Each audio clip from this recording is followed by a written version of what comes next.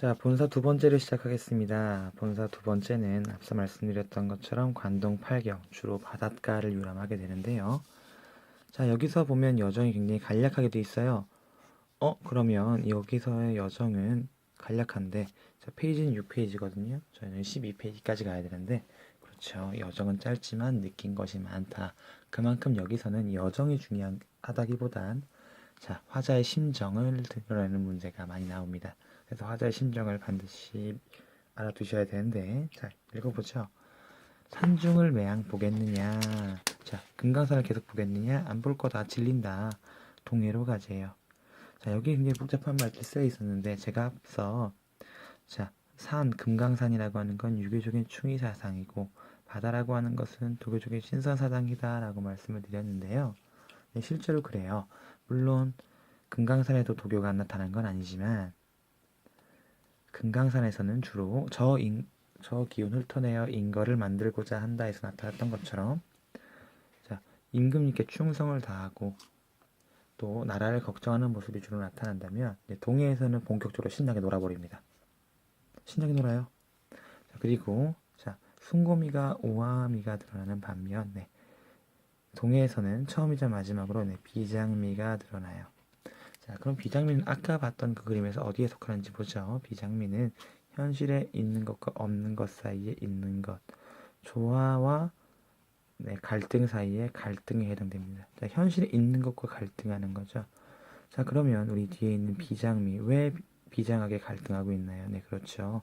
현실에서 내가 놀고 싶은데 놀 수 없는 것, 그래서 갈등하는 거죠. 자, 이거 부분 뒤에 나오게 되면 자세히 살펴보죠. 자, 남여 완보하야 가마 타고서 천천히 걸어서 산영로에 올라갔대요. 산영로에 올라갔는데 영롱벽계와 수성대도가 이별을 원하는 것 같다. 자, 주의해야죠. 여기서 원한다는 건 원트가 아니라 원망한다, 헤이트한다 라고 보셔야 되겠죠. 자, 그런데 도대체 영롱벽계와 수성대도가 뭐길래 이별을 원망한단 말입니까? 자, 영롱벽계는 시냇물이래요. 그리고 수성대도는 새래요. 자, 그래서 시냇물과 새는 원래 감정이 없는 거죠. 감정이 없는데 감정이 있는 것처럼, 그래서 객관적인 상관물이고 이렇게 감정을 이입했더라 라고 하는 거죠. 자, 그리고 가끔 나와요. 많이 나오진 않는데 유금보라는 것들도 있어요. 자, 원래 가사는 사음보죠. 그렇지만 계속 사음보 하면 재미없겠죠. 지루하겠죠. 그래서 가끔씩 이렇게 운율이 파괴되는 모습이 나타나는데, 여기서 유금보라고 하는 파괴되는 모습이 나타난다는 거죠. 자, 다시 한번 내용으로 돌아갔을 때는, 자, 어쨌거나 시냇물과 새가 이별을 원망한대요. 그런데 제가 앞서 말씀드렸죠. 자, 호의현상의 반공에서 솟더니 서호 옛주인을 반겨서 넘는 듯하다. 자, 반가워하는 듯하는 반가운 감정과 여기서는 원망하는 감정이 서로 차이가 있겠죠. 자, 처음에 정철이 금강산에 올라왔을 때는 호의현상이라고 하는 학이 반겨줬어요. 이번에 금강산을 떠나려고 하니까 시냇물과 새가 영영벽계와 수성대도가 이별을 원망한대요. 그래서 이게 의미상 호응을 이루고 있다라고 써 있는 겁니다. 그래서 이제 바다로 갈 때는 행장을 가볍게 할 필요 없죠. 이것저것 다 들고 가야죠. 자, 전기를 떨치 깃발을 떨치니 오색이 넘나든 듯하고, 제가 앞서 말씀드렸던 것처럼 바다 유람할 때는, 관동팔경 유람할 때는 화려하다고요. 자, 그래서 다시 한번 언급하면 금강산 모습은 소박하지만 바다 유람할 때는 화려하더라. 이렇게 대조를 이루고 있더라. 자, 이렇게 대조를 이루고 있다라는 거 하나 더 앞서 봤던 것처럼, 금강산에서는 유교적인 충의사상, 관동팔경에서는 도교적인 신선사상이 주로 나타난다. 계속해서 차이가 있다는 걸 여러분 계속 기억하셔야 돼요. 기억하시고 계속해서 떠올리셔야 문제 푸실 수 있을 겁니다. 자, 그래서 고각을 붓글 치고 나팔을 섞어서 보니까 해운이다 거치는 듯하다. 처음에 내가 이별을 원망하는 듯 했어요. 내가 이별을 하기 싫어했단 말입니다. 그렇지만 어쨌거나 놀러 가는 거니까 기분 좋겠죠. 그래서 바다구름이다 거치는 것처럼 아쉬운 마음에서 상쾌한 마음으로 이렇게 감정이 변했고요. 바다로 놀러 가는데 바다에는 뭐가 있나요? 명사길. 자, 고운 모래가 있는 고운 모래길에 익숙한 말이 취선을 믿기 싫어. 자, 여기서 가끔씩 헷갈리시고 틀리시는 분 있어요. 자, 이 취선이 누구겠어요? 신선 누구겠어요? 네, 갑자기 튀어나온 이 신선, 정처를 의미합니다. 그래서 내가 술 많이 취해서 그 말에서 비스듬히 누워서 가고 있는 거죠. 자, 바다를 곁에 두고 해당화로 들어갔더니 해당화 꽃밭으로 들어갔더니 백구가 있대요. 이번엔 백구. 자, 아까 금강산에서는 누가 있었나요? 호의 현상이 있었다면 이번에 여기서는 백구가 있네요. 백구가 날면서 얘기하네. 날면서 이제 정처럼 또 이렇게 헛소리를 합니다. 또 이렇게 착각을 해요. 네 벗인 줄 어찌하니 라고요. 자, 그러면 아까 나왔던 것처럼 여기서도 똑같은 것들이 나오겠죠? 자, 보죠. 자연친화다. 자연친화다. 주객일체다. 물화일체다. 물심일여다. 다 전부 다 자연과 하나가 되고 있더라라는 거고요. 자, 그래서 여기서는 우아미가 드러난다. 여기서는 비장미만 드러나는 거 아닌가요? 관동팔경은 비장미만 드러나는 거 아닌가요? 네, 아닙니다. 여기서도 우아미가 드러나긴 해요. 자, 그래서 우아미란 다시 한번 곱하면 자연에서 조화에 순응하는 모습. 그래서 백구와 함께 내가 하나가 되는 모습들이 여기서 드러나 있네요.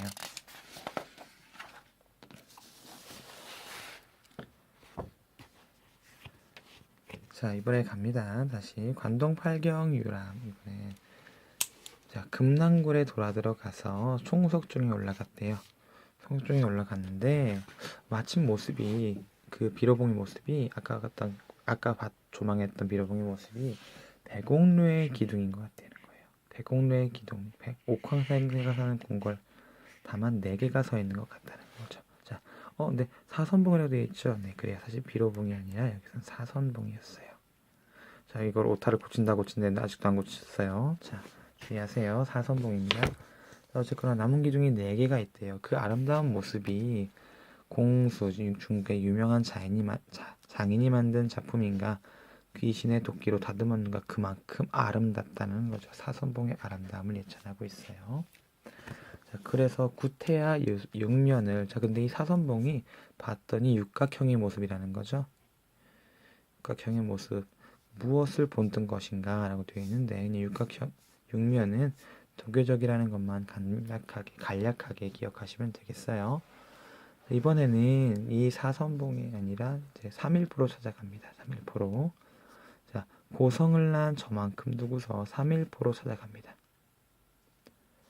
자, 단서는 완연하되라고 되어 있죠. 자, 단서. 붉은 글씨는 완연하되 뚜렷하게 있는데 사선은 어디 갔니라고 되어 있어요. 갑자기 이게 무슨 말이냐. 자, 사실 사선봉에는 슬픈 전설이 있어요. 이 사선봉에는 4개의 봉우리에는 자, 여기 이렇게 나 왔다감 이라고 하는 붉은 글씨로 사선이 쓴 글씨들이 남아 있는데요. 이 정철은 사선봉에 이런 모습을 본 거죠. 붉은 글씨를 보고 붉은 글씨 있는데 사선이라는 사람은 어디 갔느냐? 왜 갑자기 사선이 나오나요? 눈치챈 사람도 있겠지만 정철이라는 사람은 신선을 동경하던 사람이에요. 그래서 술만 먹으면 신선 타령하고 있어요. 술도 먹었겠다. 놀기는 더 심해졌겠다. 바다에 갔겠다. 사선봉이라는 데 갔겠다. 해서 나도 신선이 되고 싶다. 나도 신선 따라가고 싶다. 어디 갔느냐 사선은. 여기서 사흘 머무는데 또 어디가 있느냐. 사흘, 하루 이틀 4일, 3일이죠. 3일포 지명의 유래가 여기서 나오네요. 자, 그랬더니 이 사선은 사선봉 말고 선유담이나 영랑우 거기가 있니? 아니면 청간정이나 만경내 몇 곳에 앉아있니? 주의해야 될 거 해석하는데 그렇게 어렵진 않지만 암기가 안 돼 있는 분들은 헷갈려요. 선유담, 영랑우, 청간정, 만경내 다 안 갔어요. 안 갔다고요. 이건 그냥 사선들이 갔다라고 추정되는 곳이지 그래서 거기가 있다라고 소문만 들릴 뿐이지 정철이 따라간 것이 아닙니다.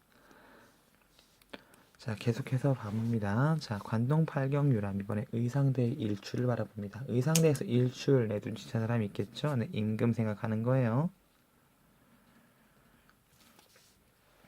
이화는 벌써 지고 자, 우리 초봄에 3월에 놀러 나갔는데 벌써 늦봄이 됐어요. 계절이 많이 흘렀죠. 벌써 지고 섭동새가 슬피우려 애상적인 분위기다 라고 되어 있는데 왜 애상적이겠어요? 나 노는 거 곧 있으면 그만해야 될 것 같거든 분위기가. 여러분, 하루 노는 거 좋죠. 일주일도 괜찮을걸요. 근데 한 달, 두 달 아무리 좋아도 지루하겠죠. 그런데 이 사람은 노는 게 너무 좋은 거예요. 그래서 슬픕니다. 이 사람은 지루하지 않나 봐요. 그래서 낙산사 동쪽 벼랑으로 의상대에 올라앉아서 일출 보겠다. 임금님이 계신 것처럼 내가 해가 뜨는 것을 바라보겠다. 밤중을 기다리니 일출에 변화했다는 심리가 가끔 나와요. 가끔. 기대와 감상 그리고 장관을 이루는 모습들. 상서로운 구름이 피어나는 듯 육룡이 받치는 듯하다. 뭐가요? 네, 이 사람은 의상대에서 좀 보이나요? 네, 의상대에서 일출을 바라보는데 바다가 이렇게 있으면 해가 요만큼 막 솟아오를 때를 묘사하고 있는 거예요. 이 솟아오를 때 상서로운 구름이 있는 것처럼 이렇게 막 뿌옇죠. 우리 처음에 해를 바라보면 뭔지 모르겠죠. 그리고 지금 제가 이렇게 그린 까맣게 그린 요것들, 해에 비친 이러한 반사 광들이 마치 용인 것처럼 보인다는 거죠. 육룡이 피어나는 듯 막 피어올랐, 막 해가 떠올랐고요. 그 다음에 바다 해가 뜰 때는 만국이 이리더니 만국이 흔들리는 것 같다. 자, 우리가 조금만 더 이 일출을 바라보다 보면 눈이 아프죠. 눈물이 날 것 같아요. 자, 해가 이렇게 막 떴더니 너무나 밝으니까 우리는 마치 천지가 진동하는 것처럼 흐릿하게 보인다는 거죠. 자, 그리고 천지가 진동할 수가 없겠죠. 이것도 과장법이 쓰였다는 거 가볍게 기억하시고. 자, 천중에 했더니 완전히 해가 떠버렸어요. 이제 바다가 있으면 완전히 해가 떴어요. 이렇게 해가 떴네요. 해가 떴어요. 하늘에 했더니 터럭도 셀 수 있을 것만 같다. 그만큼 밝더라. 자, 왜 밝겠어요? 임금님이 바로 해니까. 임금님이 그만큼 정치를 잘하시니까. 임금님이 짱이니까. 그런데 이 임금님이 아름다운 빛을 가리는 존재가 있죠. 네, 바로 열구름입니다. 열구름. 열구름은 지나가는 구름인데요. 이 지나가는 구름이 의미하는 바는 진짜 중요해요. 즉 간신이죠, 간신. 자, 왜 간신인가요? 자, 해는 임금이죠. 근데 임금님이 우리를 비춰줘야 하는데 이 비춰줘야 하는 걸 할 수 있어요? 구름이 있으면 못하겠죠. 그러면 임금님을 가리는 존재, 임금님을 나쁘게 하는, 임금님이 정치하는 걸 불가능하게 하는 존재, 즉 간신들. 간신을 상징하고 머물까봐 두렵다. 리을세라는 뭐뭐 할까 두렵다라는 의미고요. 자, 그래서 여기서는 우국지정을 의미합니다. 임금님 나왔으니까 이거 연군지정 아닌가요? 네, 아니죠. 임금님을 사랑하는 게 아니라 임금님이 정치하시는 이 나라를 걱정하니까 우국지정입니다. 주의하셔야 되겠죠. 자, 그런데 사실 지나는 구름이 근처에 머물까 두렵다라고 한 부분은요. 이백이라는 사람이 썼던 시에서 인용한 부분이에요. 그래서 시선, 아까 나왔던 그 시선, 이백은 어디 갔느냐? 이백이란 말은 이렇게 유명한 말을 남기고 넌 어디 갔니? 해타만 남아있냐? 해타라는 건 가래와 침이고 훌륭한 사람이 남긴 글이나 말을 의미한다. 이건 어휘 문제로 가끔 나옵니다. 그래서 이백이 했던 간신의 횡포를 주의하세요. 열구름을 주의하세요. 라고 했던 말은 말만 남았구나. 천지간의 굉장한 기별, 굉장한 소식, 어떤 소식? 열구름 주의하세요. 라는 소리가 자세히도 표현되어 있구나. 즉 200의 등급는 왕들을 찬양하고 있더라. 자, 그런데 이번에 경포로 가서 또 하나의 자화자찬의 모습을 봅니다. 자, 석양에 비껴드는 현산에 철쭉을 무늬 바라 잇따라 밟아서 우계지륜, 도교적인 것, 도교적인 신선했다는 투례라는 의미는 크게 중요하진 않지만 도교적이라는 거 경포로 내려갔더니 이 경포에는 진짜 아름다운 모습이 나타나요. 신리빙환, 흰 비단인데 얼음장같이 희고 아름다운 비단이 바로 빙환이에요. 그래서 깨끗한 비단을 다리고 고쳐 다닌 것만 같대. 근데 갑자기 왜 얼음이 나오고 왜 비단이 나올까? 경포호수가 그만큼 잔잔하다라는 거죠. 그 정도로. 왜? 자, 이 흰 미단을 다리고 고쳐 다닌 것만 같이 잔잔한 이 경포호수에 당송, 큰 소나무가 울창한 속에 실컷 펼쳐져 있어요. 엄청 아름다운 모습이겠죠. 그림을 그린다면 나무가 이렇게 있고 이렇게 있고 여기에 경포호수가 잔잔하게 이렇게 펼쳐져 있는 모습이네요. 있으니 물결도 자도 잘샷, 뭐뭐도 뭐뭐할샷, 뭐뭐하기도 뭐뭐하다, 잘기도 잘구나, 모래를 해리로다. 모래를 셀 수 있을 것만큼 깨끗해요. 자, 물결이 맑고 물결이 잔잔해야 그 안에 있는 모습들이 보이겠죠. 그래서 경포호수의 모습도 모래를 셀 수 있을 것만큼 잔잔하다. 자, 고주회람하야 배 한 척을 띄어서 정자에 올라갔대요. 정자에 올라가서 강문고요 너문 곁에 대양 큰 바다. 자, 이 사람은 관동지방 강원도에 있죠. 강원도에 바다 어디 있어요? 동해가 있죠. 그래서 강문교 너머에는 대양이 있대요. 자, 지금 이 사람은 정철은 여기 있고 어디에요? 네, 경포에 있고 저쪽에 동해를 근처에 있네요. 동해를 바라보고 있네요. 그런데 여기서 이 정철은 경포호수의 아름다운 모습을 칭찬합니다. 조용하대요. 이 이상. 네. 도지법이 쓰였죠. 그런데 활원하다 저 경계. 동해에서 경포를 가른 이 경계가 넓고도 멋있다. 동해가 그 정도로 넓고 크다. 자, 정밀미 조용하다. 광활미 넓다. 그래서 이보다 더 갖춘 곳, 경치를 갖춘 곳, 조용하고 또 광활한 곳 찾기가 어렵다. 어디 있단 말인가. 그 정도로 경포 호수의 아름다움을 예찬하고 있는 거죠. 네, 경치 예찬 이라고만 기억하시면 되겠어요. 어디 있단 말인가. 자, 그런데 제가 아까 경포 호수는 조용하다라고 얘기했죠. 정밀미해가 있다라고 얘기를 했어요. 그런데 여기 경포에는 굉장히 웃긴 일화가 전해져요. 홍장이라고 하는 기생과 고려관리 박신이라는 사람의 사랑 이야기가 있는데 일종의 막장 드라마예요. 그래서 막장 드라마는 어때요? 굉장히 시끄럽죠. 그런데 경포 호수에는 그런 시끄러운 모습이 안 어울린다는 거예요. 왜? 조용하니까. 그래서 홍장의 고사가 헌사타, 야단스럽다고 하겠다.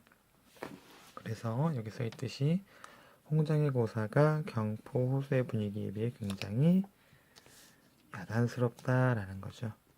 그 정도로 조용하다는 거. 자, 그래서 홍장고사가 시끄럽다는 걸 강조하는 것이 아니라 경포 호수가 그만큼 조용하다, 정밀미가 있다라고 하는 것을 강조하는 부분입니다. 그리고 이 경포 호수는 강릉에 있는데 강릉이라고 하는 대도호부, 강릉이라고 하는 그 행정구역상의 풍속이 좋으시고 좋구나. 풍속이 좋구나. 풍속이 그만큼 좋다. 왜 좋겠어요? 정철이 다스렸으니까요. 자, 절효, 정문, 유교적인 이념을 지킨 사람을 기리는 문이라고 되어 있는데, 자, 유교적인 가치를 숭상하는 조선에서, 자, 이게 골골이 벌어져 있대요. 유교적인 가치를 지닌 사람이 마을마다 있어서 이걸 기리고 있대요. 그만큼 풍속이 좋겠죠. 누가 다스렸어요? 내가 다스렸어요. 그래서 비옥가봉이 집집마다 늘어선, 그래서 벼슬을 줄 만한 곳이 이제도 있다 하겠다. 즉 태평성대다. 또 자화자찬이다. 자화자찬이 굉장히 나타나죠. 정치를 잘했다라고 스스로 생각을 하나 봐요. 정철은. 이번엔 죽서로에서의 객수입니다. 객수를 제가 네모쳤죠. 나그네의 근심이라는 뜻을 가지고 있고요. 나그네의 근심이라고 하는 어휘 뜻보다 더 중요한 거 있죠. 그렇죠. 여기서 비장미가 드디어 드러납니다. 자, 진주간 죽서로에 50천에 흘러내리는 물이 태백산 그림자를 동해로 담아가고 있대요. 자, 어딘지는 모르겠지만 물이 지금 어디로 간대요? 물이 동해로 흘러간대요. 그런데 이 정철은 동해로 흘러가는 게 썩 마음에 들지 않았어요. 자, 내가 계속해서 놀다 보니까 이 물이 어디로 흘러갔으면 좋겠느냐? 네, 한강으로 흘러갔으면 좋겠대요.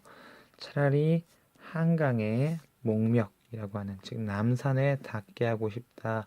갑자기 뜬금없이 사랑 고백하네요. 네, 연군지정이에요. 임금님 사랑합니다. 그러면서 떠오르는 거예요. 아차, 내가 놀았더니 계속 놀다 보니 깜빡했구나. 왕명이 유하네요. 왕명이. 임금님께서 내게 내려주신 임무. 어떤 임무죠? 그렇죠.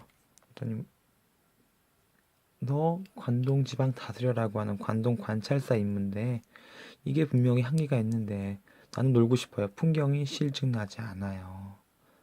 그래서 갈등하는 거예요. 유회도 마음에 품은 회포가 하도 할시야 많기도 하거나 객수도 나그네의 근심도 둘 데가 없다. 그만큼 나는 지금 갈등하고 있더라. 내적 갈등, 네. 비장미 진짜 중요해요. 비장미가 드러나는 부분 여기밖에 없으니까 꼭 기억해 두셔야 되고 객수도 둘 데 없다. 그런데 자 정철이 이 갈등을 바로 해소시키지 못해요. 다시 말할게요. 정철은 이 갈등을 처음에는 현실을 회피하는 모습으로 풀려고 합니다. 자, 현실을 회피하는 모습 뭐 있을까요? 술 먹는 거겠죠.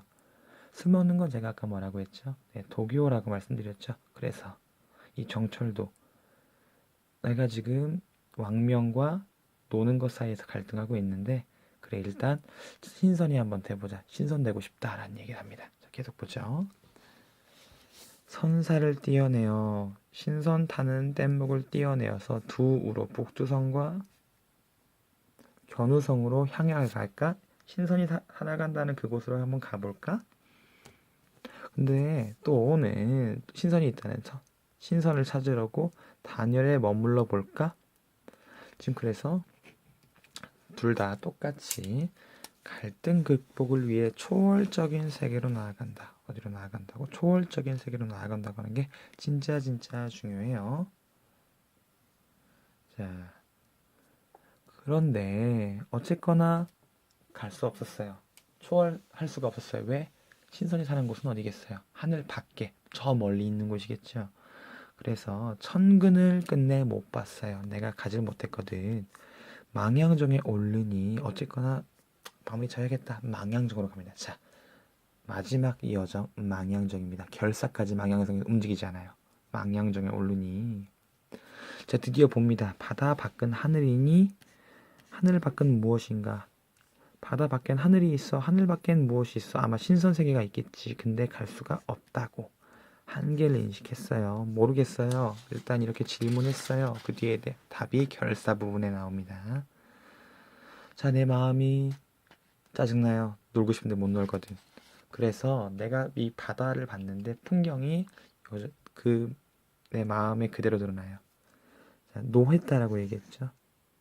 놀라게 했다라고 얘기했죠. 지금 별로 기분이 좋지 않은 거예요. 그래서 이 고래 이거 객관적 상관물이구나. 틀려요. 이 고래는 성난 파도를 의미합니다. 뭐라고요? 파도라고. 파도 치는 모습이 고래가 있는 것처럼 보인다는 거죠. 이렇게 철썩. 누가 놀라게 하길래 즉 정철이 지금 가득 화가 났다는 거예요.